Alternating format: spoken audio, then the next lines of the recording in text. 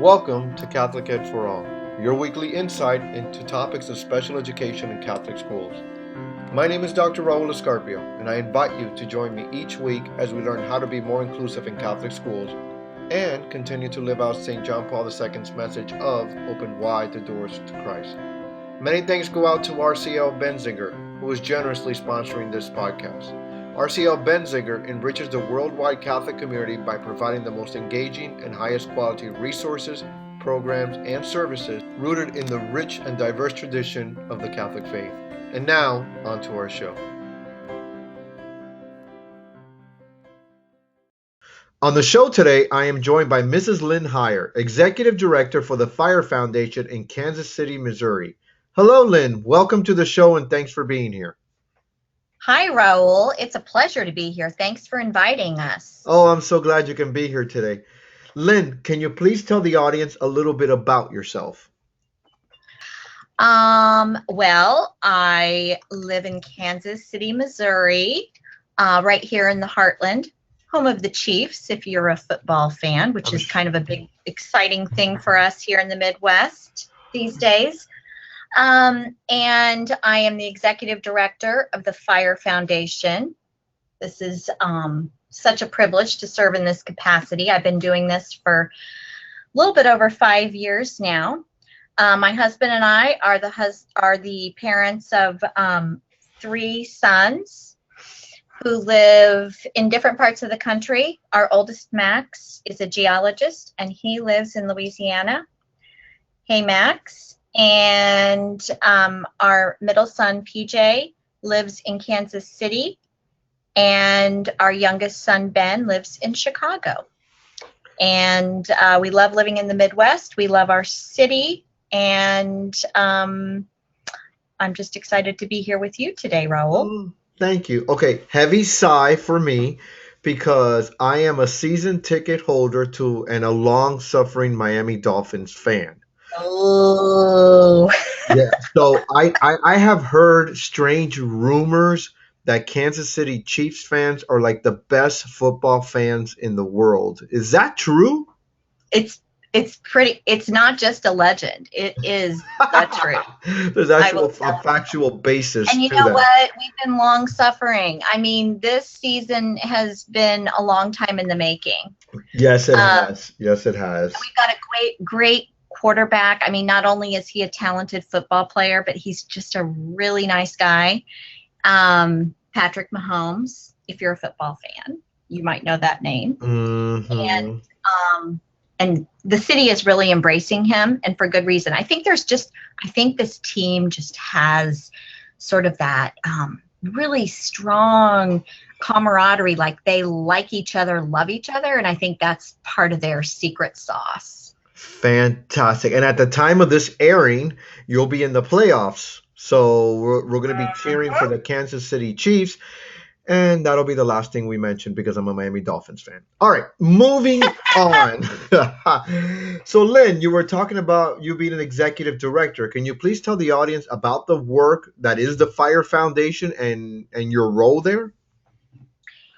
Yes, so the Fire Foundation was founded, Raul, in 1996 by 6 families here in Kansas City. They all met in a developmental preschool setting, discovered they had some things in common. They were all Catholic. They all had children who had some significant disabilities, and they all had a yearning for those children to go to Catholic school with their siblings.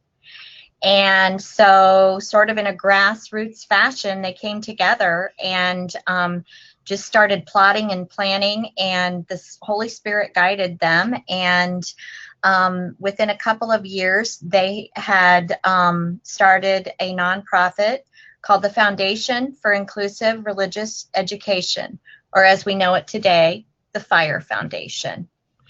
And so in 1998, the Fire Foundation made its first grant to 2 Catholic schools in the Diocese of Kansas City, St. Joseph, and 3 little men who are now 25-year-old young men, contributors to our community and our parishes.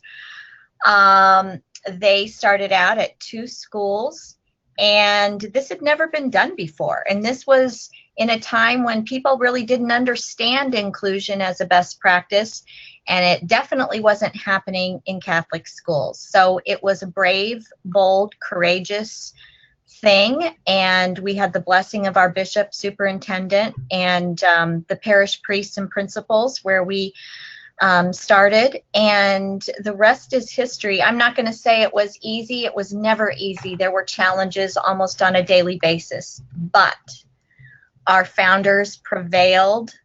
They did a lot of praying. They did a lot, they talked to everyone everywhere about what they were doing and built this momentum around our mission, which is to provide children with special needs the opportunity for an inclusive Catholic education in their home parish schools.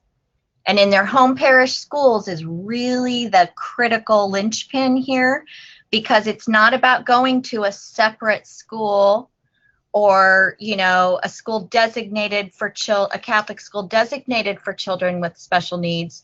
This is about being in your home parish community with your family, with your neighbors, with the people that witnessed your baptism and said, yes, we will help raise you in the faith. And so here we are 22 years later, and we have granted nearly $5 million to support inclusive Catholic education during the past 2 decades. And this year, we are partnering with 14 schools in our diocese to support inclusive ed. The grants that we make to these schools are used largely to hire staff, sometimes pay for salaries for special educators and or para educators, sometimes to pay for professional development or a variety, whatever needs, whatever resources we need to bring to the table to create successful learning environments for students who learn differently. And whatever we need to do to make sure they're making progress toward their goals and experiencing academic growth, social growth, and spiritual formation. So that's the crux of what we do. We're all about opening the doors, and we're not the program, we're not the educators. We leave that to the pros who are on the front lines in the classrooms at the schools. We're the ones who are working behind the scenes to make sure that the resources are there so that so that Catholic schools can open their doors to children who have disabilities. So you are the fairy godmother to their Cinderella stories, basically, in a way. Or, well, and if I can not me exactly. It definitely takes a village, and we have a wonderful, board. We have a strong group of volunteers. We have a terrific staff, and we have a very generous pool of donors who make it all happen. Right. And in a joking way, I can say that you are the sugar daddies for their wishes. and in a final way, you're like the angels on their shoulder, guiding them along and helping them. I think it's I like that descriptor. Yeah, not the sugar daddy one, I assume. It's just like the angels on their shoulder. Sugar daddy works too, though, although some people are probably rolling their eyes right now. Okay, well, whatever sorry. you call this, I have to say it's an honor and a privilege to do this work, and we see inspiring things happening every day, and we're just so grateful for all of the people who we say are part of our fire family. Because people understand the power of this mission and what it does, not just for the kiddos who have special needs, but for entire school communities. It changes the heart of a school and of the culture of a parish, and we shift our focus from what people or individuals can't do to what they can do, and it's a really wonderful thing. Fantastic. So speaking of building communities and touching hearts, it seems that you have a conference coming up next month, the Inclusion in Action Conference of 2019. Tell me about, Yes. yes, tell me about its origins and the purpose for a conference like this, Lynn. Well, the conference is, so we do a lot of fundraising, Raul, but we also do a lot of what we call advocacy. And that means we are doing everything we can to remove the barriers to inclusive Catholic education. And we know that one of the barriers is that our educators need to be equipped with good information and expertise and best practices so they can understand, how to employ all of these strategies in the classroom and make things work for all of the learners. So we hosted our first conference in 2017, and we're a small staff, so we're not able to do this on an annual basis, but we're giving it another go this year. The dates of the conference are February 18th through 20th here in Kansas City. And there's a lot of good information about the conference on our website. If you go to firefoundation.org, there's a tab at the top of the page on the conference. And you can learn just about anything you want to about what we've got on tap. I think one of the things we're most excited about, in addition to some great speakers and presenters, is that we're going to be kicking off the conference with tours of a couple of inclusive schools. So before we get down to brass tacks and our attendees start digging into the content of the conference and hearing from the presenters, we're taking everyone out on a bus tour to visit a K-8 school and a high school where inclusive education flourishes. And so they can see firsthand how this works, meet the kids, meet the educators, and just, seeing is believing is what I say. So seeing that inclusion in action. I think that is huge, and a capital HUGE, that you will actually be providing visits to these schools, because it gives the participants a firsthand look at success stories and also the need to replicate or duplicate this at a national level, Lynn, correct? Absolutely. Yeah. I mean, I cannot even begin to tell you how excited we are about giving our conference attendees this opportunity. And the schools who are hosting these visitors are like just besides themselves with excitement. It's going to be a really cool thing. So let's talk about, I'm sorry, let's just talk about some of the topics that you will be exploring in the conference through the different sessions. So in case our listeners, which we're highly encouraging to attend, want to check it out, they know exactly what's in store for them. Yes, I would love to share that.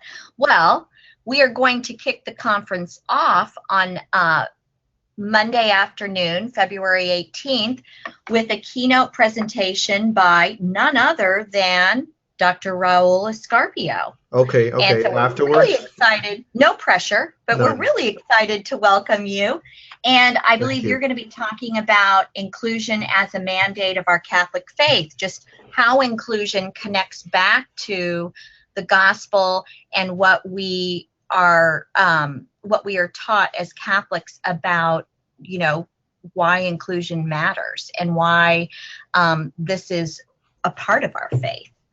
And we're also going to have a young woman who is a self-advocate who is her name is Mary Warm, and she's going to be talking a lot about her experiences. She's now 27 years old and living independently and pursuing a college degree, but she is a product of inclusive Catholic schools, and she's going to talk about what that experience meant for her as she was growing up. Some of the other speakers include Nicole Aretics, who is an author and a presenter, who will be talking a lot about the sort of the strategies and the tactics. This is what we do to, what are some of the practices that we employ, and how do we modify curriculum, and what do we really do to make this work in a classroom? These are the kinds of things that teachers really want to know. Maybe they've already bought into the idea of inclusion, but they're wondering, how do I do it? And Nicole is really going to get into some of the depth of that. We also will be welcoming Dr. Michael Boyle, who is from Loyola University in Chicago, and he is part of their fantastic inclusive leadership program that trains principals to lead inclusive schools. So he will be talking about moving from just welcoming kiddos who have special needs to belonging, and that focus on belonging. How do these kiddos really become a part of that learning community, socially, academically, spiritually? And then we have Beth Foraker, who is coming from the National Catholic Board on Full Inclusion. She does a fantastic job of networking people across the country who are on this inclusion journey in Catholic schools, and helping them connect with people in their immediate area, with folks who believe in the power of inclusion. And also about what's next, what happens after our kiddos graduate from high school and they've been part of this inclusive learning journey. Where do they go next at the college or post-secondary level? So those are some of our keynotes, but you can find out more about we'll have a ton of breakouts on a range of topics, just practical solutions for the classroom, the dollars and cents of inclusion, leveraging effective practices for all learners, you name it. We're covering all this territory in a very short period of time, but I think we've done a good job of,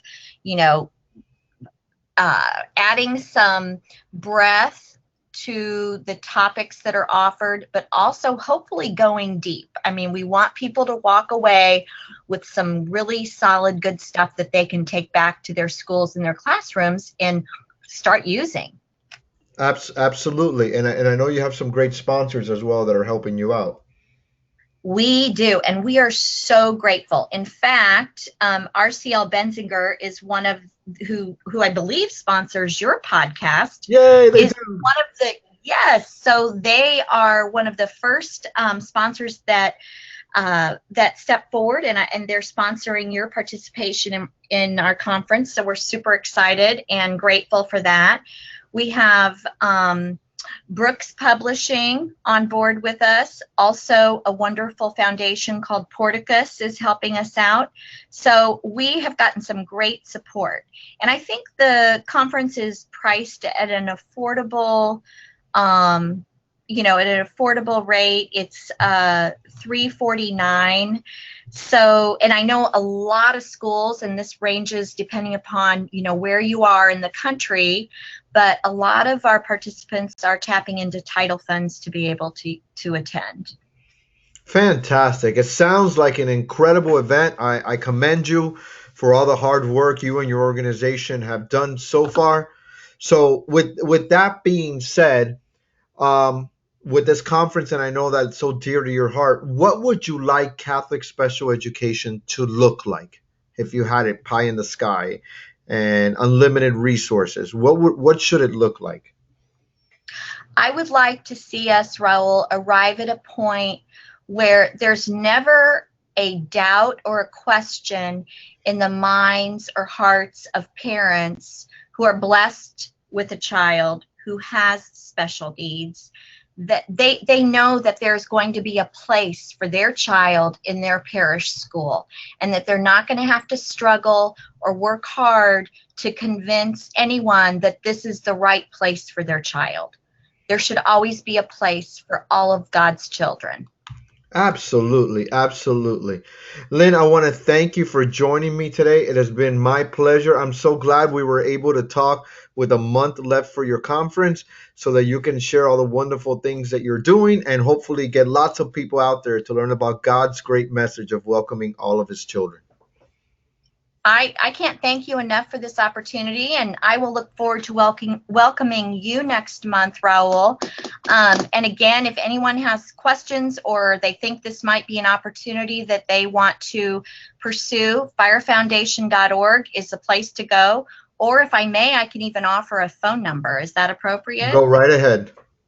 It's 816 Uh-huh. 756 Uh-huh. 1858. Extension 253, and that's direct to me, and I can answer any questions that anybody has about just specific details related to what we're doing at the conference. I will be putting that phone number and that website on the show notes so they will be able to see it directly. And we will see you in Kansas City February 18th through 20th. Oh, God bless you, Lynn. I hope you have a great day, all right? Thank you, Raul. Same to you. Well, that's it for this week. If this podcast was a blessing to you, can you please head over to iTunes and subscribe and give us a review or a rating? It really does help other Catholic educators find the podcast and use it as a resource. Thanks again to the amazing people at RCL Benziger for generously sponsoring this podcast. Check out their new resource for Catholic schools, Blessed Are We, Faith in Action, which enables teachers to share the love of Christ with children who have special needs. Visit rclbenziger.com to learn more. Join me again next time as we continue to advance God's kingdom by including all of God's children in Catholic schools and faith formation. Until then, this is Dr. Raul Escarpio. Thanks for listening, and may God bless your day.